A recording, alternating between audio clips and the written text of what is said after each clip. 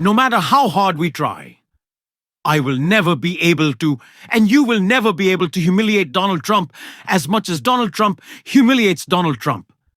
It seems like he's going out of his way to expose his cognitive decline, to shoot himself in the foot constantly, and mock and embarrass everyone around him. And tonight, that included Melania, where a cognitively declining Trump made an insane admission about their relationship, or really lack thereof, that has everybody stunned. We are going to get into it all. But before we do, if I could quickly ask you to leave a like on this video, and if you haven't already, and you enjoy our channel, to hit that subscribe button, because it goes a long way in supporting our work. Now, before we get into the shock admission that Donald Trump made about him and Melania's non-existent relationship, the divorce rumors are about to get really, really loud. I want to start with where Donald Trump began his speech in front of congressional Republicans tonight, touting fake investments while looking very sick. Just take a look at his makeup-covered hand. I would love it if he did. It would have been very interesting. But we have a lot of things happening. We have a congressional ball. We have so many different, but what we're really here to celebrate is Christmas. So I want to wish everybody a very Merry Christmas, a very Happy New Year, Happy Hanukkah. Whatever it may be, it's going to be happy, and we're going to have a fantastic year. We have a fantastic year coming up. You know, never in our country have we had investment like has taken place over the last 10 months. We have $18 trillion plus already, and I think by the end of the year it'll be over $20 trillion. That's more than any nation anywhere in the world at any time by quadruple. In the previous administration, just to give you a little fact, not to be hostile, but they had less than $1 trillion over 4 years. So we have 18, I think we'll have 20, but we have 18 over 10 months. So that's some number. And with that automatically comes jobs. And today, for the 52nd day, we hit an all-time stock market high. Oh yes, Donald Trump's favorite economic figure to talk about fake numbers. And that's just what it is. When Donald Trump says he has brought more investments into America than the size of our GDP, I think you can go ahead and guess that he's lying. And it's funny, because a lot of these commitments that Donald Trump touts and Donald Trump brags about, Donald Trump somehow invokes Joe Biden when talking about, like, the deal he made with the EU. There is no commitment for private investment in the United States, because it's just that it's private investment. It cannot be compelled by these governments. It's not gonna happen. And so Donald Trump is just pretending that he's the greatest deal maker in the world because it makes him feel so special. But he's anything but that. He is just a very confused bigot flailing as his presidency does the same. And it is why, when Donald Trump was in a room full of Republicans, he thought he would lean on the only thing that ever unites them. And it's certainly not him right now, amid his Epstein controversy, is racism. So, yeah, he chalked some of that up. A lot of stuff. She does not have an easy job, Tom. You are a difficult man. And Tom is very friendly with the Somalians. You know, he's doing a great job. He's a big fan. He's a big fan of Somalia. Anyway, he said, please correct that. Anyway, thank you, Tom, very much. Thank you. He's a great guy. He's done a fantastic job, and we really appreciate it. And you have so many members of the House and the Senate, but I just want to thank a few of them, and I do mean it. I think it's fantastic that we're all here together tonight. We have cabinet members, and we have Marco is here, Scott Bessent is here. We got them all sort of here. Let's attack Somalis. He's just haven't done enough of that yet. That just seems to be Donald Trump's go-to move at this point. And why? Because he understands in this moment he is weak and he is flailing, and his own movement is crumbling before his very eyes. We have to be well aware of the fact that the same Donald Trump, who at the beginning of this presidency and throughout so much of it would lead you to believe that he was inevitable, he was unbeatable, he was unstoppable. that his authoritarian project couldn't be halted. There's no obstacles that could have been put in place. This very same guy is facing resignations left and right. Marjorie Taylor Greene talking about possibly toppling Mike Johnson, whether it be with more Republicans leaving the House or going after him directly. That is what Donald Trump is staring down right now. He is embarrassed. And he is weak, not just with his own MAGA movement, but also, of course, in his relationships. And he actually referenced one of those before we get to the Melania news. You know, I have a throbbing feeling. He had much more than a throbbing feeling. In fact, I went to the hospital, and they actually thought he wasn't going to make it. His wife was devastated. She was crying. I tell the story. I found out that night you have a wife that loves you dearly. I know many wives would not even be crying. But your wife was absolutely a mess. She was crying. She was inconsolable, Steve. So we found that out, but he made it.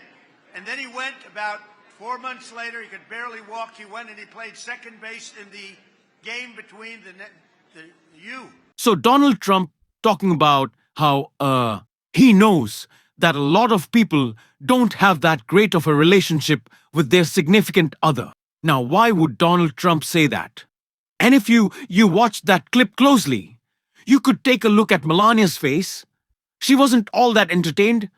Or maybe it's because she knows it hits a little close to home, which is certainly the case, because Donald Trump, in the middle of just a tirade that made no sense, decided he was going to give everyone a look into his relationship with Melania. I know one thing for sure, Mr. Speaker. It's going to be great. It's going to be great for children. Okay? I don't know what it is she's doing, but I know it's going to be great for children because she loves children, and she's got a wonderful boy, and she's very proud of her boy, but she loves children, and if she puts it out, it'll be maybe unanimous again, or whatever that was, but very close, unanimous again. I want to thank you all. Have a great Christmas, a great Hanukkah, and a fantastic year, but we're going to have a great 3 years, 4 years, 10 years. We're going to make it great. Our country is going to be strong, safe, rich. It's going to be great. He has no idea what she's doing in her role as First Lady. Do they not talk? What do they talk about? Are they around each other? One thing is very clear, and it is that we have seen less Melania than we have of any First Lady in American history in this Trump term. So, it leads you to believe one thing. Melania is just not around. And Melania doesn't have to be around. And Melania doesn't want to be around.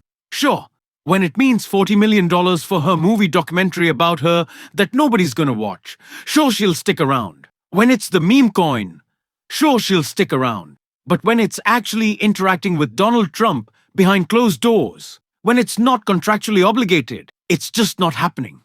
Again, Donald Trump is weak. Donald Trump is pathetic. Donald Trump is embarrassing himself every single day. And it is so broad, so wide-reaching. And he so badly does not want us to know, even though he blurted it out about Melania, that there's clearly some separation between them. There's also separation between Donald Trump and his own Republican Party right now. And the easiest place to spot that is in Indiana. And Pete Buttigieg, alongside Chris Hayes, broke it all down tonight. In September, we had a rally with hundreds of people, about 1,000 people filling that atrium of the State House. And it demonstrated that the people of Indiana, again, still a very conservative state, but they did not think that this was right. And every time that the forces aligned with the president tried to stage a rally, trying to show popular support for what they were doing, it fell flat. They could only get a few dozen. And I think that's especially important at a time like this where a lot of people at home are wondering if they have any power at all. A big part of how Trumpism works is to make you feel totally disempowered, to make him feel inevitable. And yet the clear takeaway from this is he is not unstoppable, and you are not without power.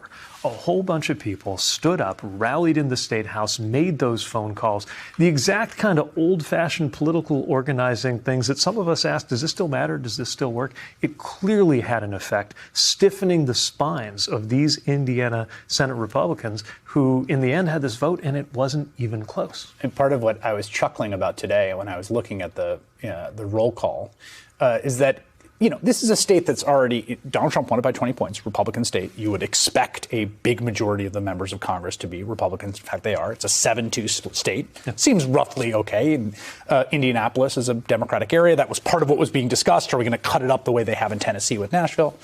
But the Senate is, what is it? It's like 40-10 or something. Right. So we're not talking about, we're talking about maps that are aren't already pretty gerrymandered. It's not like they were super level to begin with, but they really went over the top. Openly talking about a 9-0 map means you're openly saying the election will be decided before the first vote is cast. And people in Indiana, even Republicans, said they didn't want anything to do with that. It was interesting because a number of folks got up today and said that. They said, I'm going to vote no because my constituents don't want the district to be withdrawn. To be withdrawn, which I thought was, refreshing in that it does seem to speak to your point that organizing and general sort of mechanisms of responsiveness, which I think we all worry are being broken, are still working in some places. Exactly. It is still possible to use political pressure, even outside of an election year, to remind legislators who they work for and to encourage them to do the right thing, especially when they know deep down that the sort of thing the White House is pressuring them to do is wrong. And if it can happen here, it can happen in so many other cases on so many other issues. So for folks who feel like, I can't wait till the next election to flex some political muscle as a citizen, I would say now is the time to use those tactics, not the tactics of fear and intimidation that Donald Trump tried to deploy, but the tactics of organizing and talking to people, calling, writing. I know it can sound quaint, but when you do that in force, it clearly is more powerful than the toolkit that the president was trying to use to literally frighten these people into doing his will. Yeah, how much, I want you to comment on that because, we've obviously, I think in the wake of Charlie Kirk's murder, there's been a long conversation about political violence. I just had a conversation with Benjamin Wallace Wells, the New Yorker, about it this week on our podcast, Why Is This Happening? And, one of the things that you hear from electeds is that it really does loom over people. They really do think about it. Yep. And it gets in their head. And when someone calls in a bomb threat to your house or your business, particularly you're a state rep, it's not like you don't have security. Right. You move through the world like you were an insurance agent, right? There's no difference, right?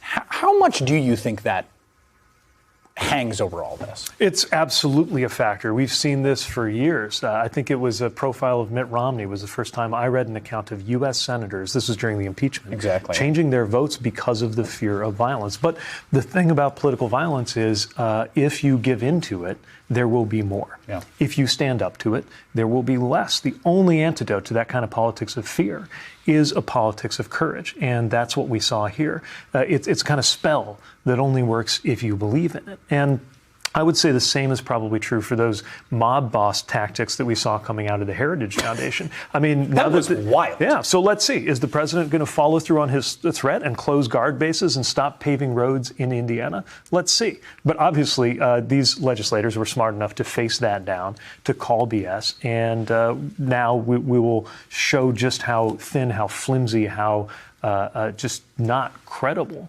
that kind of talk is. And when you stand up to it once, there's more and more opportunities to do so. This is the thing that Republicans actually are starting to show, maybe sooner than Democrats, that they understand, which is that Donald Trump will not be a political force in this country forever. The fracturing is clear, and it is making Donald Trump crazy. It is why we are going to continue to talk about it every single day on this show.